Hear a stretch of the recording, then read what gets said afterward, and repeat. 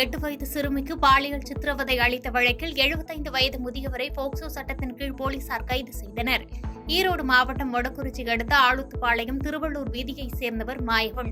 75 வயது முதியவரான இவரின் வீட்டின் அருகே தனியே விளையாடிக் கொண்டிருந்த 8 வயது சிறுமியிடம் பேச்சு கொடுத்து வீட்டுக்கு அழைத்து சென்று பாலியல் துன்புறுத்தல் அளித்ததாக புகார் எழுந்தது.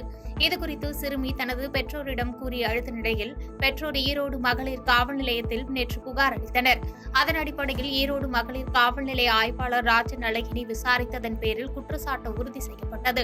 இந்த நிலையில் பெற்றோர் அளித்த புகாரின் பேரில் மாயவன் மீது போக்சோ வழக்கு பதிவு செய்த போலீசார் நீதிமன்றத்தில் ஆஜர்படுத்தி சிறையில் அடைத்தனர். பரமத்தி வேலூரில் போதை மாத்திரை ஊசி விற்பனை செய்த கும்பல் கைது செய்யப்பட்டனர். நாமக்கல் மாவட்டம் பரமத்தி வேலூரில் போதை மாத்திரை விற்பனை நடைபெறுவதாக நாமக்கல் மாவட்ட காவல் கண்காணிப்பாளருக்கு வந்த ரகசிய தகவலின் அடிப்படையில் பரமத்தி வேலூர் டிஎஸ்பி சங்கீதா தலைமையில் தனிப்படை அமைத்து தீவிரமாக தேடி வந்தனர். இந்த நிலையில் பரமத்தி வேலூர் அருகே பொத்தனூர் காவிரி கரையில் நீரோற்று பகுதியில் 7 பேர் கொண்ட கும்பலை பரமத்தி வேலூர் காவல் ஆய்வாளர் ரெங்கசாமி தலைமையில் போலீசார் பிடித்து விசாரித்தனர். அப்போது அந்த கும்பலிடம் 10 போதை மாத்திரைகள், 10 போதை ஊசிகள் மற்றும் ரொக்க பணம் ரூபாய் 50,000, 2 இருசக்கர வாகனம் வைத்திருந்தது தெரியவந்தது. இதனையடுத்து அந்த 7 பேரையும் பரமத்தி வேலூர் போலீசார் காவல் நிலையத்திற்கு அழைத்து வந்து விசாரணை மேற்கொண்டதில் பொத்தனூரை சேர்ந்த நிதிஷ், முகமது உசைன், கோகுல்ராஜ், கூடச்சேரி சிதம்பரம், பரமத்தி வேலூரை சேர்ந்த கார்த்திகேயன், செல்வம், நல்லியம்பாளையத்தை சேர்ந்த பசுபதி என்பதும் குறிப்பாக சிதம்பரமும் பசுபதியும் தான் முக்கிய காரணமாக இருந்து வந்ததாக தெரியவந்தது. இருவரும் நாக்பூரில் இருந்து போதை மருந்துகள், போதை ஊசிகளை ஆன்லைன் மூலம் ஒரு மாத்திரை ரூபாய் 30க்கும் வாங்கி இங்கு ரூபாய் 900க்கு விற்பனை செய்துள்ளனர். மேலும் இந்த சம்பவம் தொடர்பாக வேறு யாருக்கேனும் தொடர்பு உள்ளதா என்பது குறித்து தொடர்ந்து அவர்களிடம் விசாரணை நடத்தி வருகின்றனர். சாலை விபத்தில் சிக்கி படுகாயமடைந்து தனியார் மருத்துவமனையில் சிகிச்சை பெற்று வந்த திருமழிசை பேரூராட்சி தலைவர் சிகிச்சை பலனின்றி உயிரிழந்தது சோகத்தை ஏற்படுத்தியுள்ளது. திருவள்ளூர் மாவட்டம் திருமழிசை பேரூராட்சி தலைவராக இருந்து வந்தவர் திமுகவை சேர்ந்த வடிவேல். 62 வயதான இவர் கடந்த ஞாயிற்றுக்கிழமையன்று தனது மைத்துனர் மூர்த்தியுடன் தனது மாந்தோட்டத்திற்கு ஸ்ரீபெரும்புதூர் அடுத்த வளர்புரம் பகுதிக்கு காரில் சென்றுள்ளனர். அப்போது மண்ணூர் கூட்டு சாலையில் கார் சென்று கொண்டிருந்த போது எதிர்பாராத விதமாக கார் சாலையின் தடுப்பு சுவர் மீது மோதியதில் டயர் வெடித்து கார் தூக்கி வீசப்பட்டது. இந்த விபத்தில் வடிவேலு தலையில் பலத்த காயமடைந்தும் அவருடைய மைத்துனர் சிறிய காயங்களுடன் இருந்தவர்களை அருகில் உள்ளவர்கள் மீட்டு தண்டலம் பகுதியில் உள்ள தனியார் மருத்துவமனையில் சிகிச்சைக்காக அனுமதித்தனர். பலத்த காயமடைந்த வடிவேல் மேல் சிகிச்சைக்காக போரூரில் உள்ள மருத்துவமனையில் அனுமதிக்கப்பட்டு அங்கு அவருக்கு அறுவை சிகிச்சை மேற்கொள்ளப்பட்டு சிகிச்சையில் இருந்து வந்தார். இந்த நிலையில் நேற்று மதியம் சிகிச்சை பலனின்றி வடிவேல் உயிரிழந்தார். அவர் உயிரிழந்த செய்தி திருமழிசை பொதுமக்கள் மற்றும் திமுக நிர்வாகிகள் இடையே பெரும் சோகத்தை ஏற்படுத்தியுள்ளது.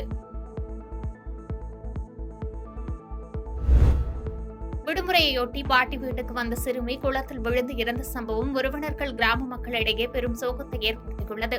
கடலூர் மாவட்டம் சிதம்பரம் அருகே வடமூர் கிராமத்தைச் சேர்ந்த சங்கீதா அனீஸ் தம்பதியருக்கு 7 வயதில் மம்தாஜ் என்ற குழந்தை உள்ளது.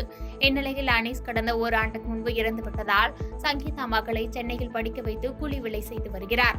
தற்போது மம்தாஜ் 1ஆம் வகுப்பு முடித்துவிட்டு 2ஆம் வகுப்பு செல்ல உள்ள நிலையில் விடுமுறை என்பதால் பாட்டி வீடான வடமூர் கிராமத்திற்கு வந்துள்ளார். இந்நிலையில் வீட்டின் பின்புறம் உள்ள குளத்திற்கு சிறுமி சென்றதாக கூறப்படுகிறது. அப்போது குளத்தில் சிறுமி தவறி விழுந்துள்ளார். தொடர்ந்து சிறுமி மீட்கப்பட்டு சிதம்பரம் அரசு காமராஜர் மருத்துவமனைக்கு அழைத்து செல்லப்பட்ட நிலையில் சிறுமி ஏற்கனவே இறந்துவிட்டதாக மருத்துவர்கள் தெரிவித்துள்ளனர். இதுகுறித்து தகவல் அறிந்த சிதம்பரம் தாலுகா காவல் நிலைய போலீசார் சிறுமி உயிரிழப்பு தொடர்பாக பல்வேறு கோணத்தில் விசாரணை நடத்தி வருகின்றனர். தங்க நகைக்காக தனியாக வசித்து வந்த மூதாட்டி கழுத்து அறுக்கப்பட்டு கொலை செய்யப்பட்ட சம்பவம் பரபரப்பை ஏற்படுத்தியுள்ளது. விருதுநகர் மாவட்டம் காரியாப்பட்டி அருகே கணக்கணேந்தல் கிராமத்தில் முத்தம்மாள் என்ற 75 வயது மூதாட்டி தனது கணவர் உயிரிழந்த நிலையில் தனிமையாக வசித்து வந்துள்ளார். இந்த நிலையில் வீட்டில் தனியாக இருந்த மூதாட்டி முத்தம்மாள் கழுத்து அறுத்து கொலை செய்யப்பட்டார்.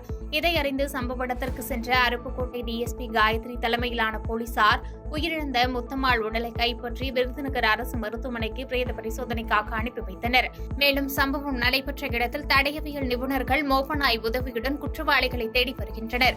முதற்கட்ட தகவலில் மர்ம நபர்கள் மூதாட்டி அணிந்திருந்த தங்க செயினை பறித்து சென்றதும் இதற்காக மூதாட்டி கொலை செய்யப்பட்டதும் தெரியவந்துள்ளது.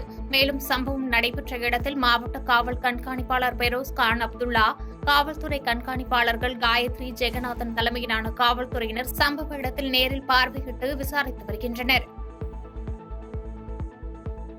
பாதகம் செய்பவரை கண்டால் நாம் பயங்கொள்ளலாகாது பாப்பா.